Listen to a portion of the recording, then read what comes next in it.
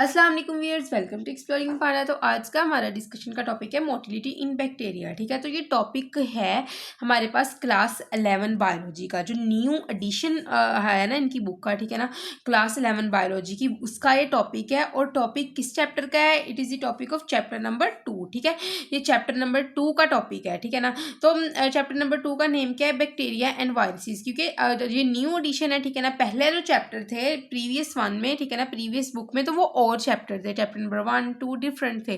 ठीक है ना, लेकिन इसमें क्या है, इसमें चैप्टर नंबर 2 जो है वो बैक्टीरिया और वायरसेस वाला चैप्टर है। और हम अब बात कर रहे हैं इस चैप्टर के लेक्चर की, that is motility in bacteria. ठीक है, इससे पहले जो लेक्चर्स हैं इस चैप्टर के, वो भी मैं आपके सामने डिस्क्राइब कर चुकी हूँ। ठीक है, आप प्लेलिस्ट में जाकर देख सकते हैं। चैप्टर नंबर 2 की प्लेलिस्ट मैंने क्रिएट की हुई है। ठीक है, FSC बायोलॉजी के। ठीक है, क्लियर। तो अगर हम बैक्टीरिया की बात करें तो आपको पता है बैक्टीरिया क्या है? ये लिविंग ऑर्गेनिज्म है, just like other living organism. इसको भी तो मोटिलिटी की ज़रूरत है। ठीक है, इसको भी तो मूवमेंट की ज़रूरत है। ठीक है ना, क्योंकि लिविंग ऑर्गेनिज्म है, इसको जो है वो डिफरेंट रीजंस की वजह से क्या करना पड़ता है? मूव करना पड़ता है। ठीक है ना, मूव क्यों करते हैं? रीजंस क्या हैं?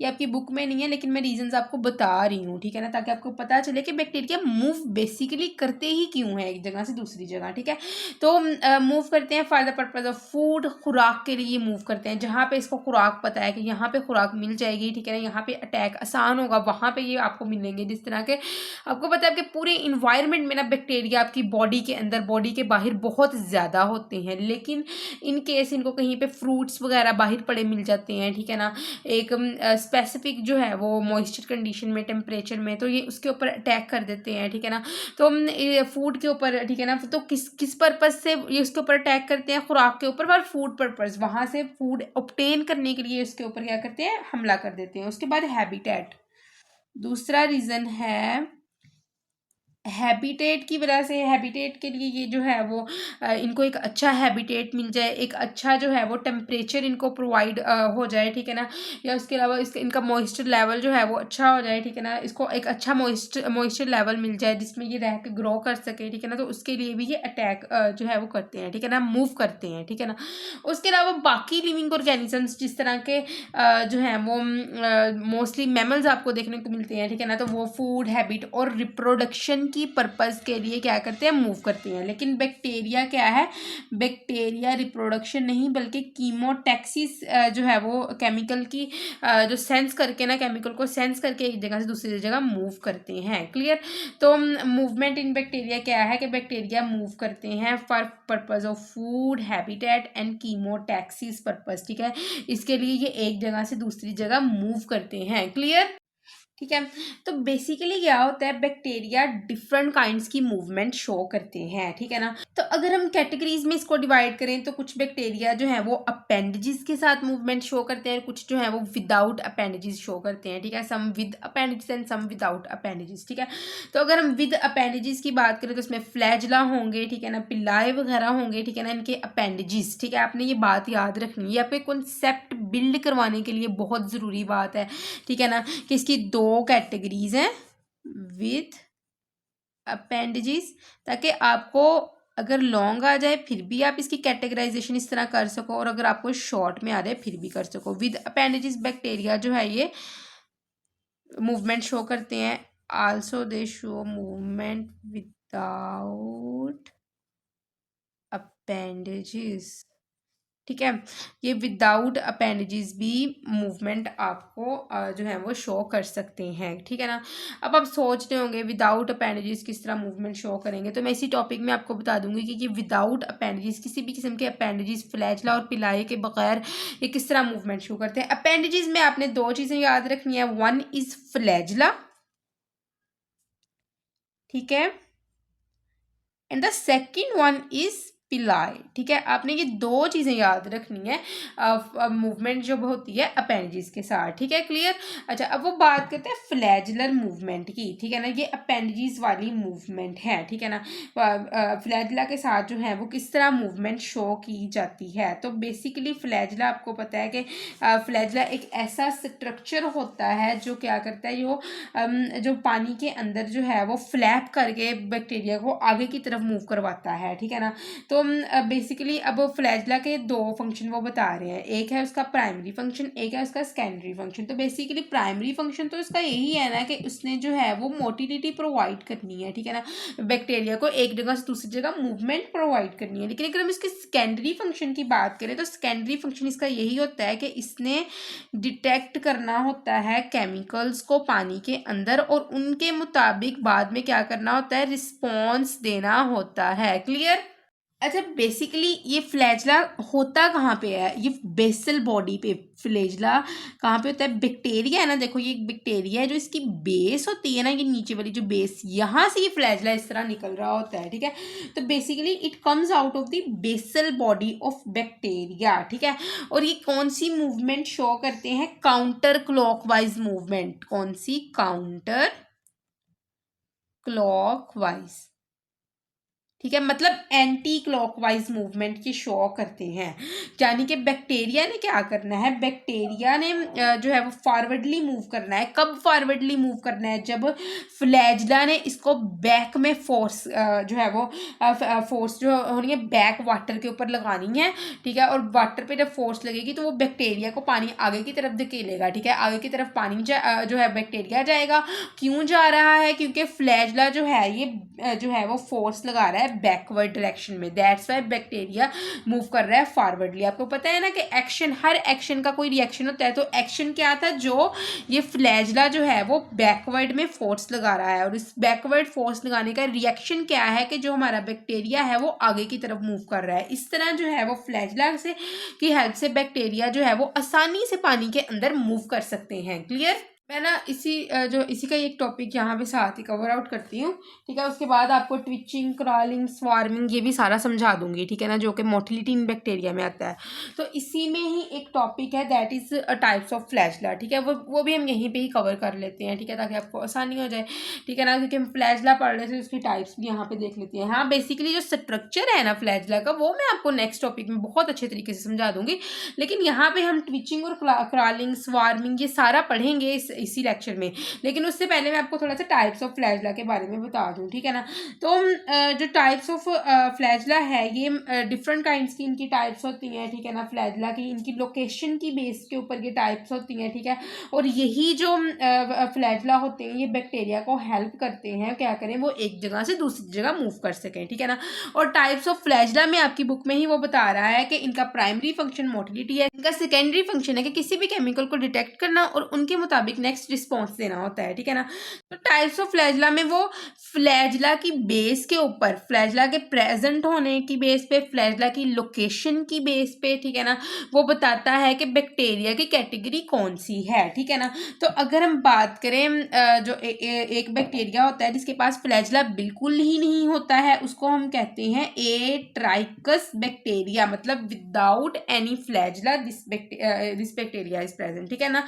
इनके अंदर किसी भी किस्म का फ्लैजला नहीं होता। जो वर्ड ट्राइकस होता है ना, ये एक वर्ड से आया है that is trichome. ट्राइकस word comes from a word that is trichome. जो ट्राइकॉम वर्ड होता है इसका मतलब होता है रोप, ठीक है ना, कोई धागा नुमा चीज, ठीक है ना। तो ट्राइकस वर्ड जो है एक वर्ड से है trichome, and this trichome mean rope. अच्छा, अब हम बात करते हैं मोनोट्राइकस केस की, ठीक है ना। तो मोनोट्राइकस में क्या होता है कि जो फ्लैजला होता है ना, वो इस तरह बेस पे एक ही फ्लैजला होता है बैक्टीरिया की, ठीक है ना। यू कैन सी हियर कि मतलब उसकी बेसल बॉडी के ऊपर एक ही फ्लैजला होगा, वही फ्लैजला उसको मूवमेंट वगैरह प्रोवाइड करेगा। और ऐसा बैक्टीरिया जिसके अंदर एक ही फ्लैजला हो उसको कहते हैं हम मोनोट्राइकस बैक्टीरिया। क्लियर? लग गई समझ? अच्छा, उसके बाद वो कहता है कि एक केस होता है जिसमें बैक्टीरिया की दोनों साइड के ऊपर जो है वो फ्लैजला प्रेजेंट होता है। और ऐसा केस जिसमें बैक्टीरिया की दोनों साइड पे फ्लैजला प्रेजेंट होता है उसको हम कहते हैं एम्फीट्राइकस बैक्टीरिया,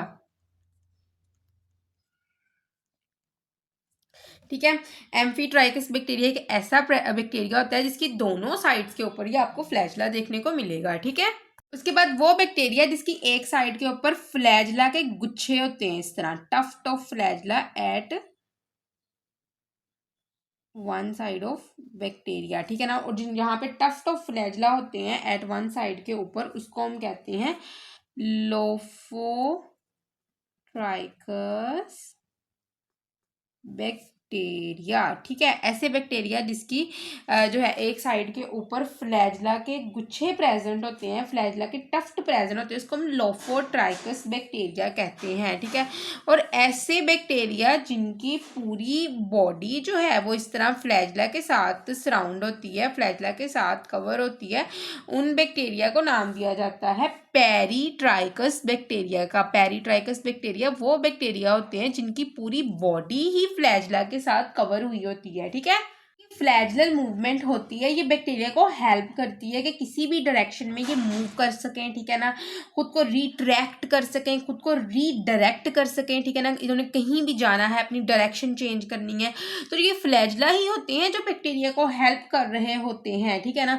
यहाँ पे बेसिकली बैक्टीरिया एक मूवमेंट शो करते हैं, दैट इज स्वार्मिंग मूवमेंट, ठीक है। तो स्वार्मिंग मूवमेंट में बेसिकली होता क्या है कि बैक्टीरिया जो होती है ना, इनकी पॉपुलेशन ये एक ही जगह पे इकट्ठे होते हैं with the help of flagella, ठीक है ना।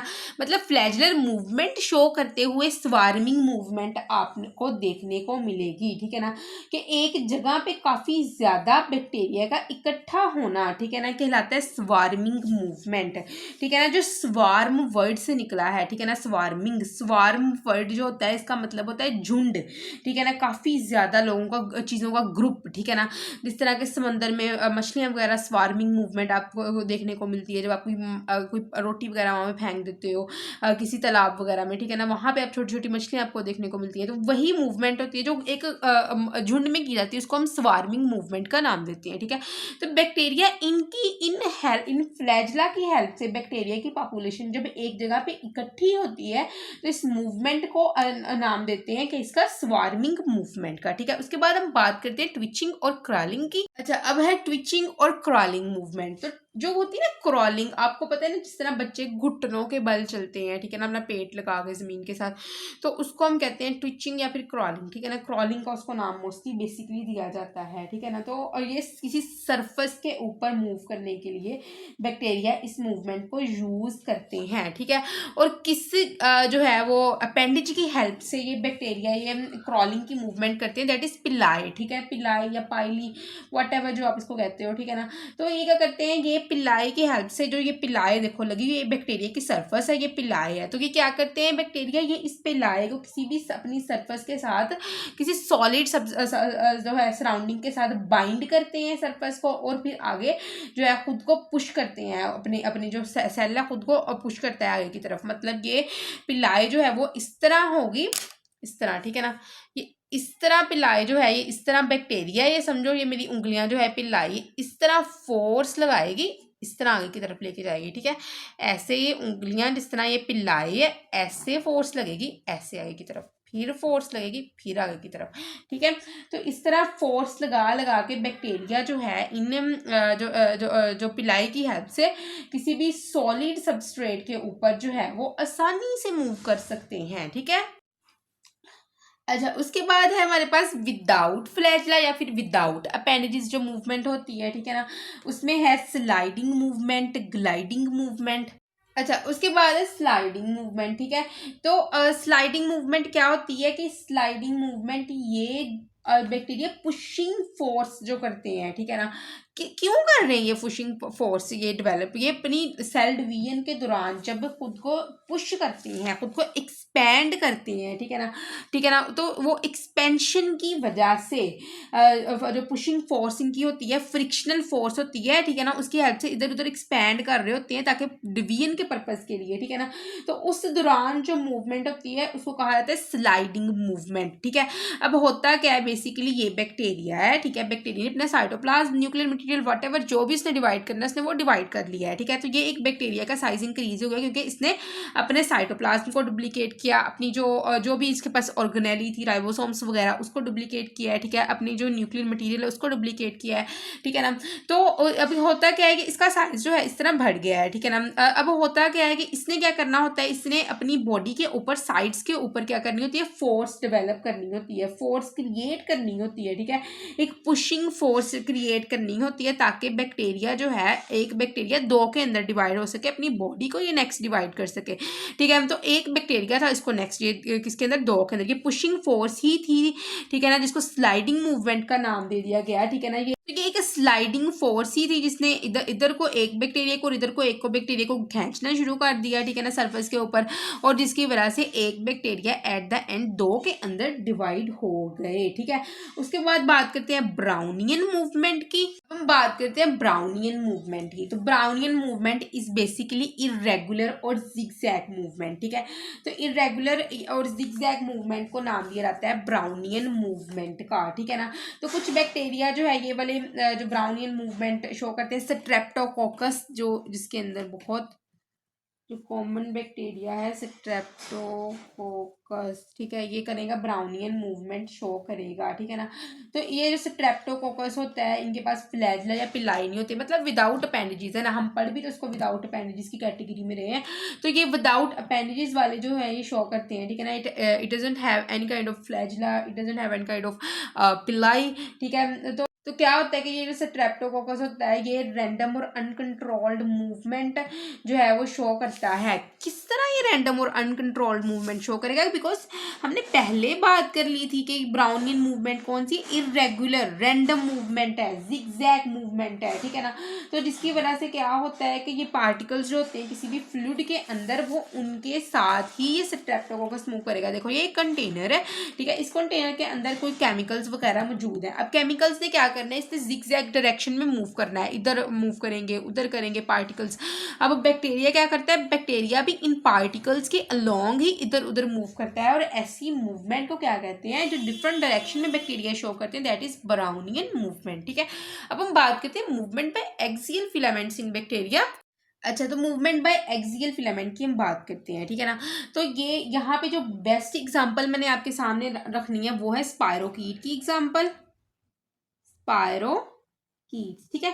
तो अगर बैक्टीरिया है ग्राम नेगेटिव तो इसके पास दो मेम्ब्रेन होती है, जिस तरह के स्पायरोकीट है ना ग्राम नेगेटिव, ठीक है ना। स्पायरोकीट एक ग्राम नेगेटिव बैक्टीरिया है, और ग्राम नेगेटिव बैक्टीरिया के केस में दो मेम्ब्रेन्स होती हैं, एक अंदर वाली मेम्ब्रेन, एक बाहर वाली मेम्ब्रेन। अंदर वाली मेम्ब्रेन को नाम दिया जाता है एंडो, और बाहर वाली मेम्ब्रेन को नाम दिया जाता है एक्सो का, ठीक है। ये इनर होती है, ये आउटर होती है, ठीक है।